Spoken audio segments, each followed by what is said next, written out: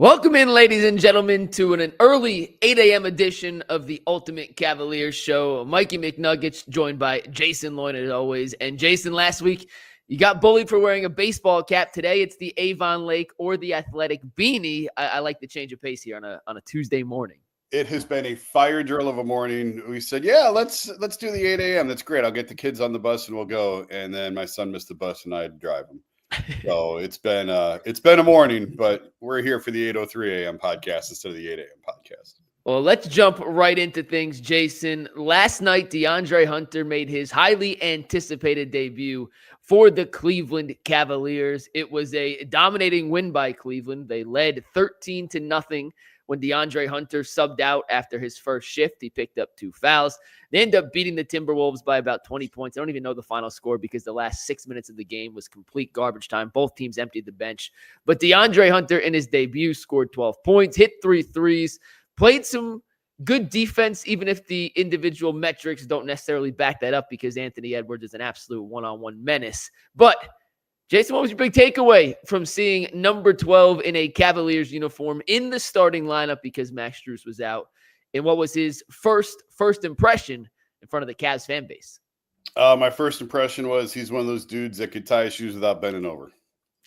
Really, really, really long arms and just kind of a physical specimen. You know, it's funny because we see these guys roll into town, right? Like I've watched DeAndre Hunter play for years, but when he's not on the team you're covering, you don't pay as close of attention to him. So you know he's long, but then when you're like actually watching him, when you're studying him, and when you're watching every move, you're like, oh my God, like I think you said it when I sat down next to you last night. He's every bit of 6'8" and 7'2". Like sometimes you see the numbers and then you look at the dude and you're like, that don't line up.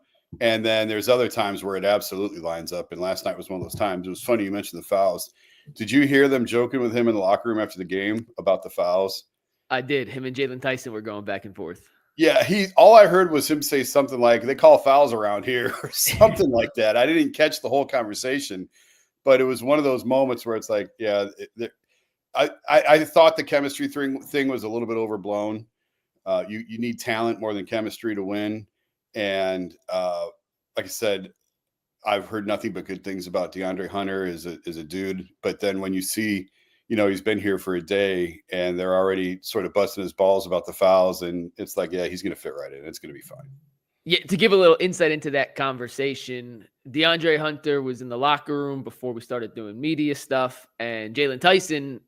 So Hunter took Caris LeVert's old locker, and Tyson, who sat next to George Niang, the locker room's not that big. It's not that far apart.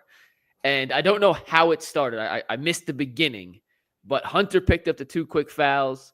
Tyson got in and picked up 3 quick fouls. And I've joked with Tyson before. He's top 10 in the league in fouls per minute. And he was like, listen, DeAndre, the reason I'm such a big hacker is I'm following your lead, and now you're here, and I saw you get 2 quick ones. I can't let you get 2 quick ones without me picking up 3 quick ones. And DeAndre joked back. He's like, yeah, I can't believe they call those fouls against you guys. It's probably because you're winning. And it was a nice little just insight into how he's kind of assimilating himself into the locker room. And Jalen Tyson's about as nice of a kid as you can find. And I say kid, and it pains me to say kid now, Jason, because I'm 10 years older than him. Yeah, 10 years older than somebody, that means I think they're officially in kid status. I covered him in high school back in Texas in a state championship game. So, I like Jalen. Jalen could not be more friendly, but I do feel old when I talk to Jalen. But no, it was a cool little moment. And chemistry matters a lot if your team's not very good. You know what's more important than chemistry? You know what builds chemistry faster than anything? Winning. Winning. And you can put up with a lot of extracurricular BS, and you can sweep a lot of things under the rug when you're 42-9 or whatever the Cavs record is right now. I don't think that's the case because I do think the chemistry is going to work out just fine for them in this instance. And losing George and Caris, we talked about that at length. Those guys were awesome locker room guys, but I'm not worried about the chemistry. As far as Hunter goes, though, Jason, you talked about guys being what they are listed. When I played D3 basketball, I was listed at 5'10". I am not 5'10". No one questioned me.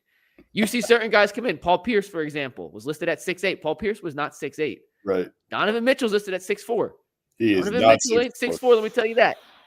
DeAndre Hunter is all of 6'8". He is all of the 7'3" wingspan. And there is not an ounce of body fat on that dude. Not a single ounce of body. Just an incredible physical specimen. Seriously. And last night, in what was... It was an impressive debut, don't get me wrong, but I don't think they showcased a lot of what they want to do with DeAndre Hunter. You can't expect that in his first game with the new team. But I thought he fit in pretty seamlessly, Jason. And the fact that whether it was the pass that Evan Mobley threw him in the corner. Yeah. And I got a couple of videos we'll show in a sec, but he was kind of in the right spot at the right time on a few different plays. And the fact that he was able to pick that up that quickly and in his first game shows two things. A, he's played with some of these guys in the past, and they talked about playing with Evan and Darius and Ty previously, and I think that showed. And then two, he's just a really smart basketball player. A, he played for Tony Bennett in college. That helps. B, Koby said he has an Ivy League kind of persona to him. Kenny echoed the same thing last night. He just seems like he picks up basketball well and knows the game of basketball inside and out. Some of the basic intricacies of where to be when a player drives this way and where not to be so he can find you. It was pretty seamless, and to me, more impressive than the stat line, more impressive than the defense, was the fact he just fit in. And you didn't realize, if you were watching the Cavs for the first time, you would never have guessed that was DeAndre Hunter's first game with his squad. Yeah, it kind of got thrust in the starting lineup. Strus unavailable. Obviously, Okoro's out. Dean Wade's out. So by process of elimination, he gets the start in his first game. That's odd. Normally you try and ease these guys into it, bringing them off the bench. They didn't really have that luxury. But he's a low usage guy that doesn't need the ball.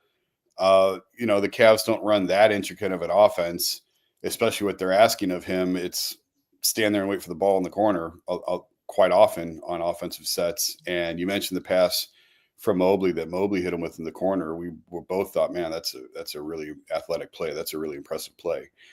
And if he just does that, if he just stands there, I was joking on the show yesterday, the camera is really tight. If he stands there and goes like that on defense and makes a fair amount of corner threes, that's exactly what they need from him in that role. And I'm curious to see going forward how they use him.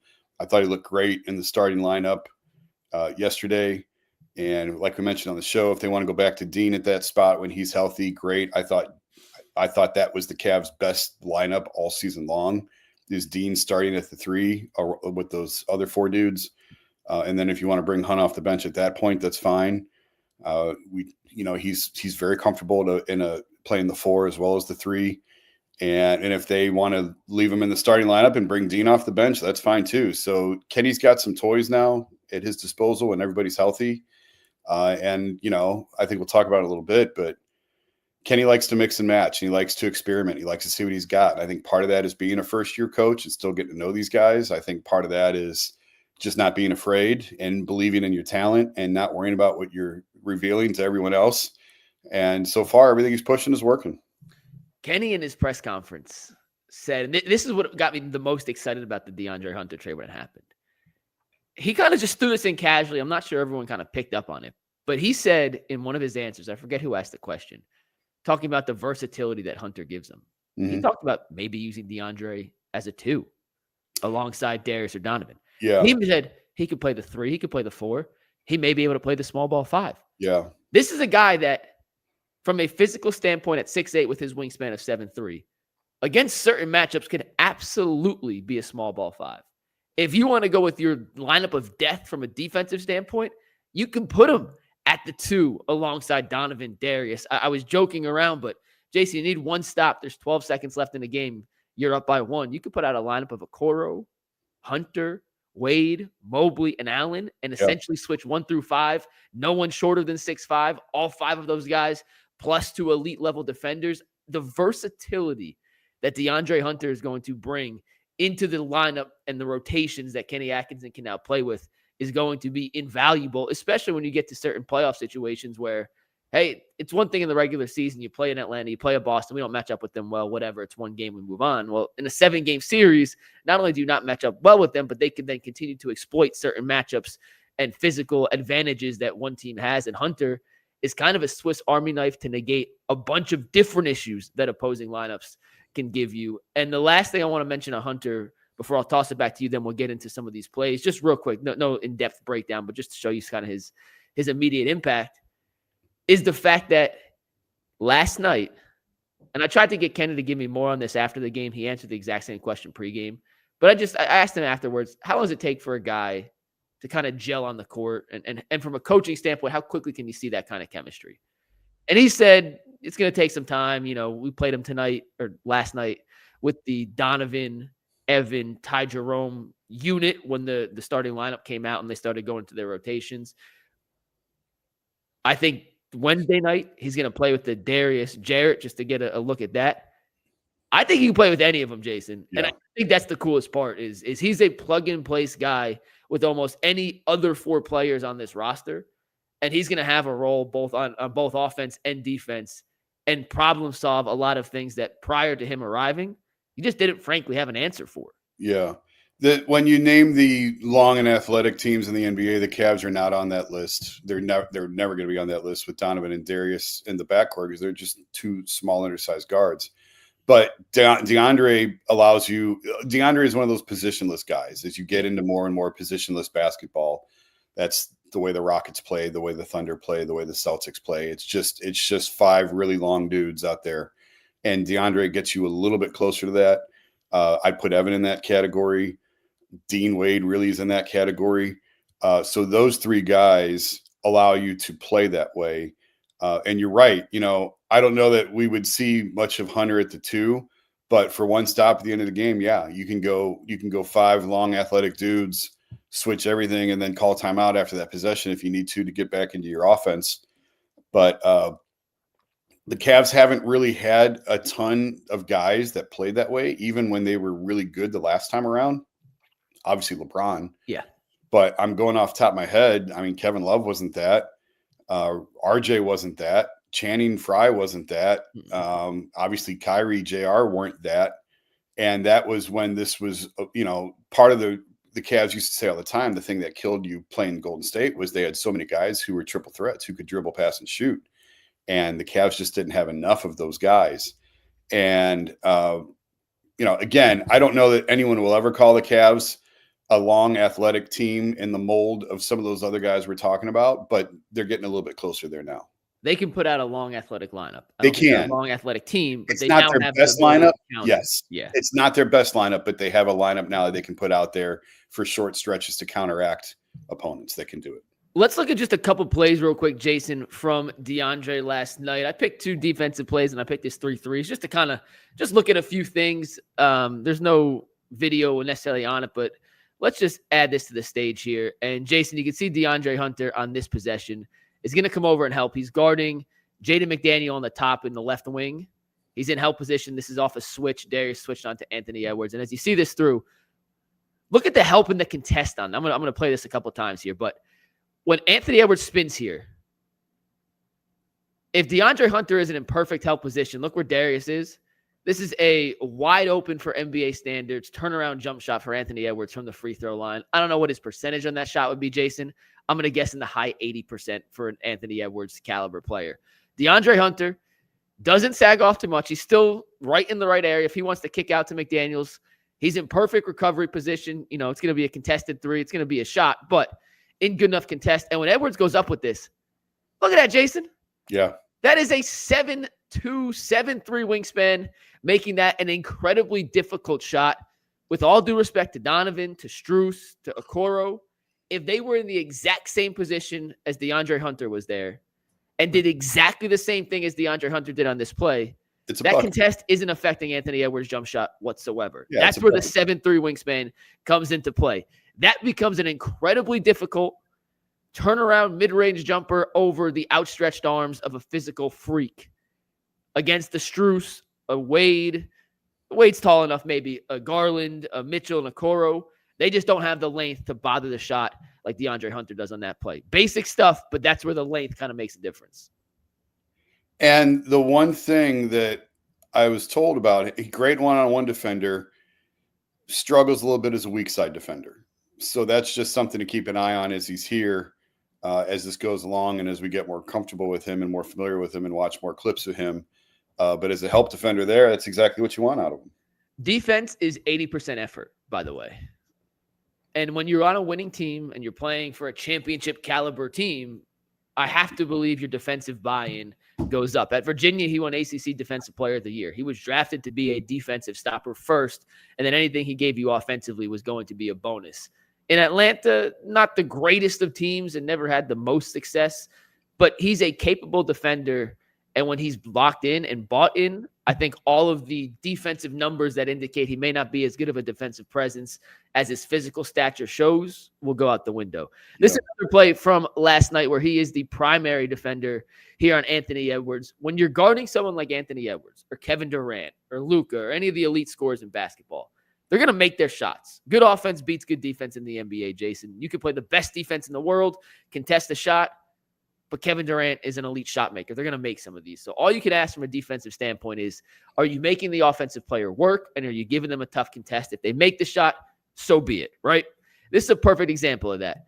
I'll let it play through, but Hunter working around the screen of Gobert, goes under, contest, Edwards pulls up, misses the jump shot. Now in the third quarter, granted, Edwards made every single one of these. And to my point, we need to point out he scored 44 last night. Yeah, and he was incredible in the third quarter last night, incredible in the second half. My point is, when you're playing defense, it's about making the offensive guy have to work for a good look. And Hunter, on this instance, I thought did a really good job fighting through not just one screen, but then the rescreen here from Rudy Gobert and still getting a hand up to contest on Edwards. Goes through the half screen. Edwards is going to reverse because Hunter makes the screen essentially invisible, gets over effortlessly. Now he has to go back. He goes under, which is a little bit of a scary thing. I wanted to ask you about that. Go ahead. You have Jarrett Allen in pretty good help position. That's not drop coverage. You have Mobley in good help. It's a tough pass out. If he does, you have plenty of time to recover. This is pretty good defensive coverage here from the Cavs.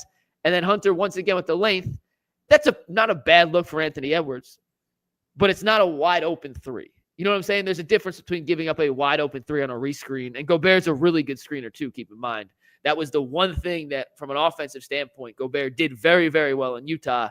And I thought even on this possession, despite the fact that Edwards gets a relatively clean look, the fact that Hunter's fighting through a screen and a rescreen and still getting contest on Edwards, it's pretty good defense, Jason. There's only so much you can do against an elite scorer. And that's about as much of an effort you can ask for from a guy in his first game, still learning coverages, still learning the communication with Jarrett Allen on how to cover something like this. I loved what I saw on the defensive side from DeAndre Hunter last night. Can you obviously you don't want to be going under screens very often on shooters like shooters like Ant. So does his length allow you to cheat a little bit and go under and still recover, or does he need to get over that screen?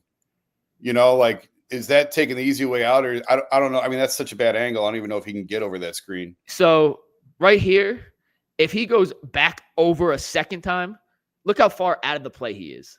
At that point, Edwards has a step going back this way. If he goes over, that means Hunter's starting essentially where Anthony Edwards is here. That's going to leave Edwards one-on-one going downhill against Jarrett Allen. I don't particularly think that's a smart decision considering how high the screen is being set by Gobert. I don't mind here going under because even when Ant pulls, he's a full step behind the three-point line. Listen, Anthony Edwards can make that shot. He made that shot last night. Yeah. But against elite scorers, you got to give up something. Yeah. I like Hunter going under there, especially with Gobert not being much of an offensive threat. I'd rather have him shoot over DeAndre Hunter's contest and Jarrett Allen, who doesn't contest here but is in position to contest if he wants, than allowing Edwards to go over head of steam with Hunter on his back. That's where Edwards is at his best, in my opinion. So I have no issue with him going under there, considering how high the screen was set. And if you go over, now you may have Edwards going downhill one-on-one against Allen and drawing a foul on Jarrett. Exactly. So, and I'll try to pause it right at the contest too. That's an open look. Like, do not mistake. That's an open look. Hunter, by the time this leaves, has a hand right. I can't zoom in on this. Yeah. He's got a hand right in his face. Yeah. You can contest. You can't stop. And I thought that was a pretty good contest there from DeAndre Hunter. Let's go to the offensive side of the ball here, Jason. This was the first three he makes, and I want to mention something before we play this. He has not had a full practice with the Cavs yet. All the reads DeAndre Hunter is making and all the reads he made last night against the Timberwolves is just from knowing how to play basketball. And he has played a little bit with Evan Mobley in the past. They said they worked out together over the summer, so they have a little bit of familiarity. But look at the read that he makes off this dribble handoff here. And I'll let it play through, then I'll pause. Whap. As this goes through again, you got Joe Ingles who's chasing DeAndre Hunter. It's a kind of ghost screen by Donovan Mitchell. He's more just getting in the way than anything. But not Hunter. Ingles goes under right there. Yeah. Simple read. Mobley's not that's not a design play. If he's chasing him, Hunter takes it, turns the corner, and tries to attack one-on-one. That is a simple read. Ingles goes under. Mobley holds the screen. That is just playing basketball, two guys in sync. And for a first game together, that's a really, really impressive read, not knowing how someone's going to react in that kind of circumstance. And Joe Ingles, not great defense. I mean, we talk about the distance from the three-point line. Yeah. You're going to go into that. I mean, that's a three in NBA land as you're going to get. I thought that was just a really impressive read. It's basic, but once again, first time playing with somebody in an NBA game, two guys on the same page, that speaks volumes. I think that's the play Kenny referenced post-game. Yeah, he mentioned the dribble handoff from Evan to DeAndre. Yeah, it looks like these guys have been playing together for years. All right, this next play is also a Mobley pass. I want to give the viewers context here. This was the stretch of basketball, Jason, you were sitting up there with me, where like 5 plays in a row, someone did something absurd. Mm-hmm. And this was one of the plays. Hunter, you're going to see, is under the basket right now. He's on the baseline. He's just clearing out. It's a high pick and roll for Mobley and Garland. And then this pass by Evan Mobley is absurd. On the dot, in the shooting pocket to Hunter. That's just him clearing out, the natural progression of the play. But for Mobley to have the instinct to know, hey, I'm not sure who should be in the corner, but someone should be in the corner on this situation. You have all the help side going to the ball because it's a loose ball situation. Mobley has nowhere to throw but the corner. And guess who's there? The guy who he's never played an NBA game with before. Whap, his second 3 of the game. More of an absurd pass than anything else, but once again, being in the right spot at the right time, Jason. And that goes back to what I was saying earlier, just stand in the corner and wait. And that's not always going to be his role, and it's not always going to be on just ludicrous passes like that. But it's still the same concept of space the floor, stand in the corner, wait for your shot, set your feet, and knock it down. And last one, his third 3 of the game. This one, another situation where it's get the ball, defensive player of the year in my face. Don't really care. The Cavs certainly liked attacking Gobert last night. We could talk about some of the Mitchell stuff with that in a little bit. But this is just a 6'8" guy with a 7'3" wingspan taking and making tough jumpers. And I want to point out one thing. Koby Altman talked about it on his trade announcement press conference, Jason. DeAndre Hunter's 6'8". He's got a 7'3" wingspan, and he shoots the ball stupid high. He shoots the ball above his head and almost behind his head. It kind of looks, for being perfectly honest, it looks a little wonky when you see it, but a shot like that is damn near impossible to block because of his size, length, and his ability to jump. I mean, Gobert's in decent contest. He could have got up further. He didn't want to get blown by. He buzzed a little on the pump fake. But look where he shoots this from. Went too far. Hold on. It's hard to pause on this thing. And look at the release on that, Jason. Yeah. That's like a 9'5" release. Yeah. And Gobert's 7'2" with a 9'7" standing reach. He's got no shot. There's no shot at blocking that. So I just picked this one. There's nothing to see. There's nothing to break down. It's just a nice contested triple. But the way he shoots the ball is why he's so effective in the mid-range. And I talked about this to Kenny pregame. For the defense, for the 3, for the creation, we all know DeAndre Hunter's good at that. He's also ranked in the top 10 percentile in basketball, the 92nd to be exact, in points per post-up. And I don't expect the Cavs to throw him the ball on the block and just let him post up 10 times a game. But because he shoots like that, Jason, it doesn't matter if he's being guarded by someone smaller or even slightly bigger. He's going to be able to get his shot off. Now, will he make it? That's on DeAndre Hunter. He's made a bunch of those shots this season. But a release like that is not how you teach it. But if you can shoot like that and you're 6'8" and have a 7'3" wingspan, it's deadly. It's kind of like the Dirk Nowitzki shot from behind his head. And because he was so tall, there was nothing you could do with it. DeAndre Hunter is not Dirk Nowitzki. Do not misconstrue what I'm saying. No, but I hear what he shoots. It's actually a great comp. Similar. Yeah, it's a great comp. So those were a couple plays. Very impressive debut from DeAndre Hunter, Jason, and we'll see him in his second action with the Cavs Wednesday night against the Toronto Raptors. Let's take our first break real quick. I don't have the FanDuel read in front of me, so I'm just going to wing it, but FanDuel is America's #1 sportsbook. It is undisputed, and right now you can get in on all your NBA action with FanDuel, whether it's a same-game parlay, you want to bet on a player's over or under points, rebounds, you name it, FanDuel has it, and right now they have a great promotion going for new customers. If you bet $5 and win your first $5 bet, you can get $150 in bonus bets at FanDuel. Just go to FanDuel.com/UCSS to sign up for free. FanDuel, an official sportsbook partner of the Ultimate Cleveland Sports Show and of the NBA. What a pro. You could say that in your sleep. You probably mumble the FanDuel read in your sleep. They actually changed it, so I have to figure out. But the new one is NBA. It was Super Bowl last week, so I gotta figure out that I made sure I got that right. But Jason, we'll do the last. We went 25 minutes on Hunter, so we'll do the last two things real quick. But two things, and you can pick which way you want to go with it because they kind of played off each other. Yesterday, Atkinson was asked, "Did you like the move of DeAndre Hunter and Koby being aggressive to get him?" And I thought his answer was brilliant. It's like, yeah, I love being part of a team that's aggressive, knowing it wants to win. And we love George and Caris, but we thought Hunter was an upgrade, so we went out and did it. And then two, he's not shy about throwing some different defensive coverages and trying some things in the regular season that some coaches may just be holding back until the playoffs. Let's do these both real quick. Pick whichever one you want to start with. But what do you make of Kenny's comments on both those two topics? Start with the defense because I asked him about it. And the reason, and I was surprised he said it, but he said, like, last year they were very sort of bland defensively, and they were. And I would even go back to, again, when I was on the beat and when Ty was here, Ty was very vanilla during the regular season. He never wanted to show anything. And I remember it was actually a game at Atlanta late in the year, and the Cavs didn't show anything, didn't do anything. Atlanta blew their doors off. This might have been the year they won the championship. And everyone was like, oh my God, they're never going to beat the Hawks. And LeBron was like, guys, we're fine. Everything's fine. And the reason they knew they were fine was because they knew they were going to start blitzing pick and rolls and just throwing everything at the Hawks in the postseason that they didn't show them in the regular season. And they were right. Kenny's gone the other way with this, and he talked about it last night. You can throw zone at him, throw box and one at him, blitz them on pick and rolls. And it's a little odd to me that a coach is so open with all of this stuff. And his point was like, hey, we got to see it. We got to see it live. And he's right. But guys are always drilling this stuff in practice. And then, they'll go 5-on-5 or whatever, and they'll show it against each other and then unleash it in the playoffs. In Minnesota, I mean, last night's not a great example. It's a Western Conference team. You're not going to see them to the finals, and I don't think anybody's picking the Wolves to make the finals, although you never know.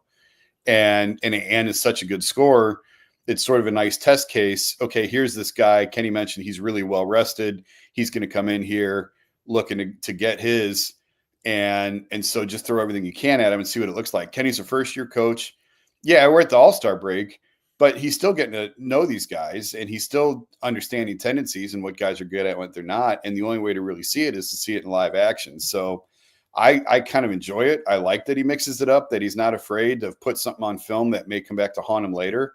You're showing trust in your guys that ours are better than yours, and it doesn't matter if you know what we're going to do. We're going to do it, and we're still going to be successful with it. So it's fascinating. You and I have talked about it earlier, more on the offensive end than the defensive end. We've had this conversation about, like, he'll just throw things out there and see what it looks like. And I love that because I wish that's the one thing I wanted to see more of the last couple of years that we never really saw. And now he's even doing it on the defensive end.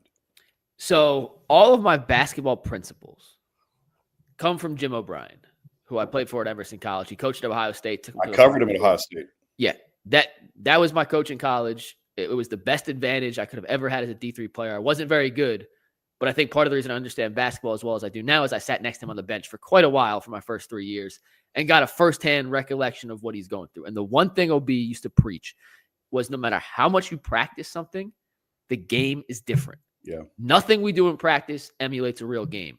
We would drill last second situations. You're down 3, 10 seconds. We'd go through that every practice and all these different, and we get in the game and we mess it up. And it's because in those situations, Jason, there is nothing that you can do prep-wise beforehand that gets you in the mental state. I could run through our out-of-bounds plays to this day blindfolded.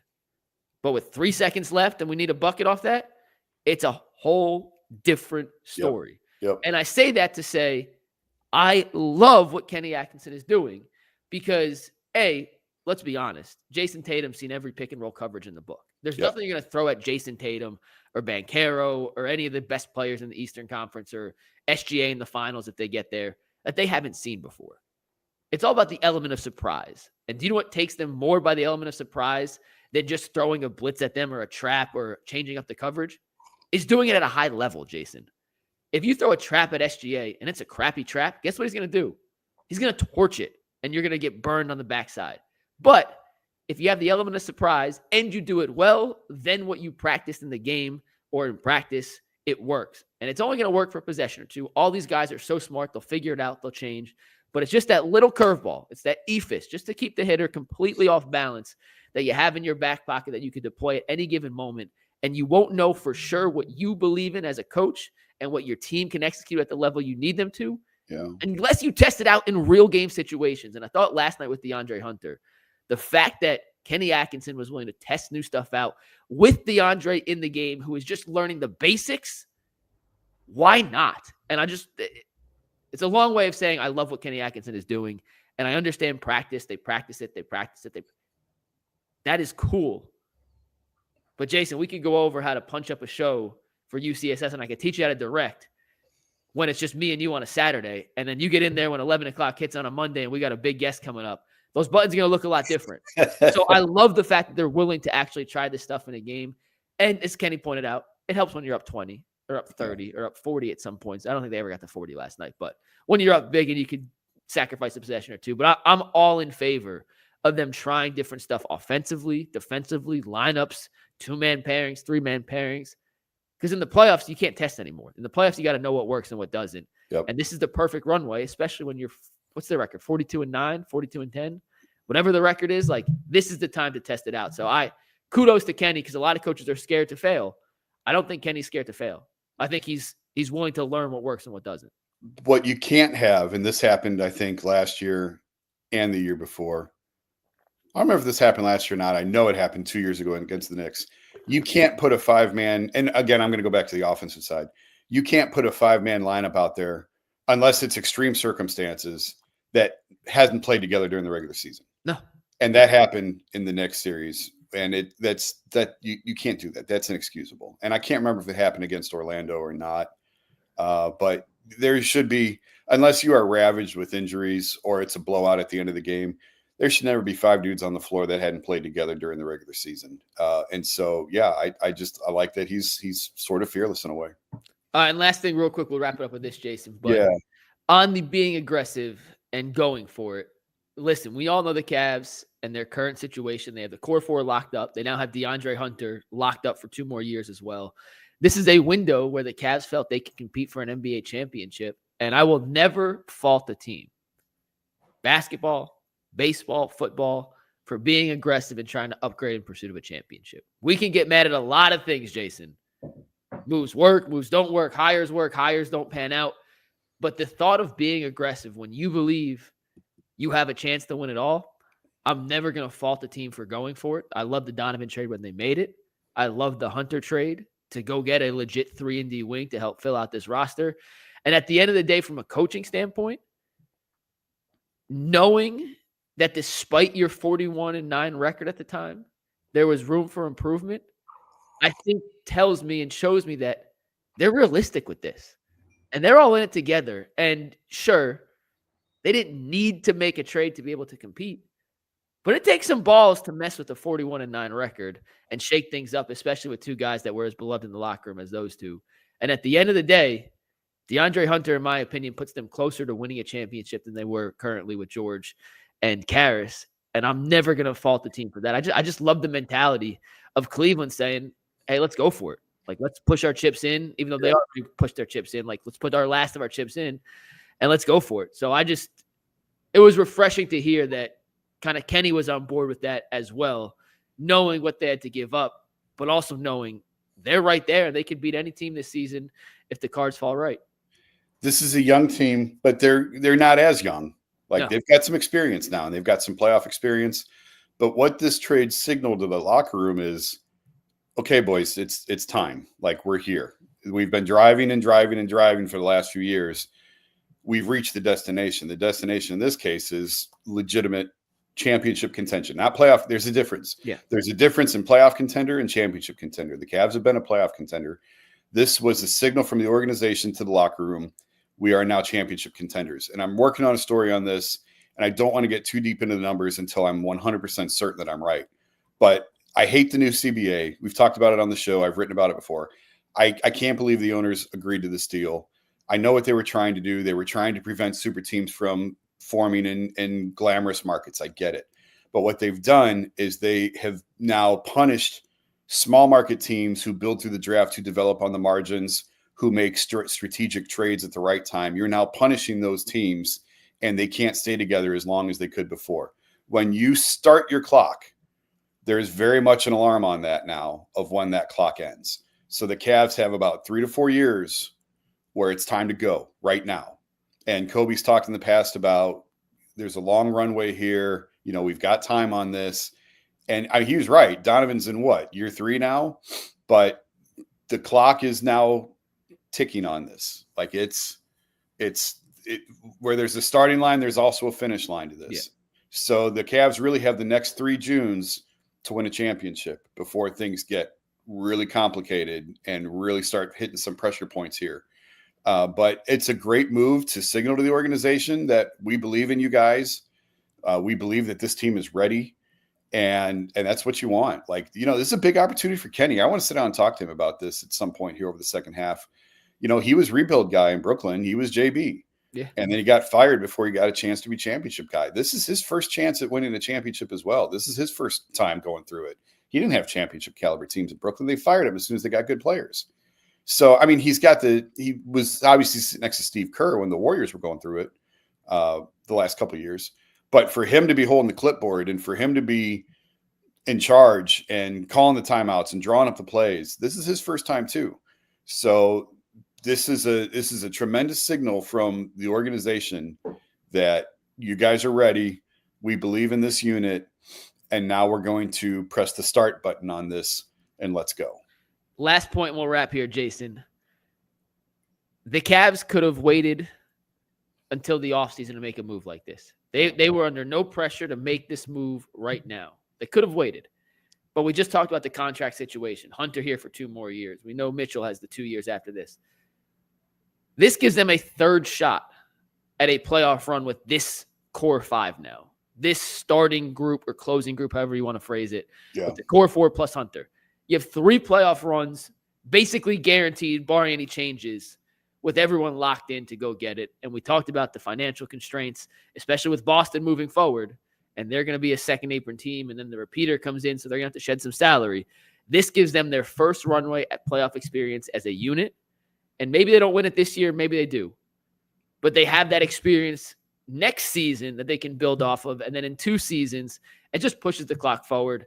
And the price of doing business to get a DeAndre Hunter, if it's Niang, if it's LeVert, some swaps and some seconds, you got to give something to get something, Jason. And I applaud the front office, the coaching staff, and the team for kind of knowing this gets us closer to a championship. If this is what we have to do, let's do it. Yeah, you mentioned something real quick. And then you can wrap us up and get us out of here.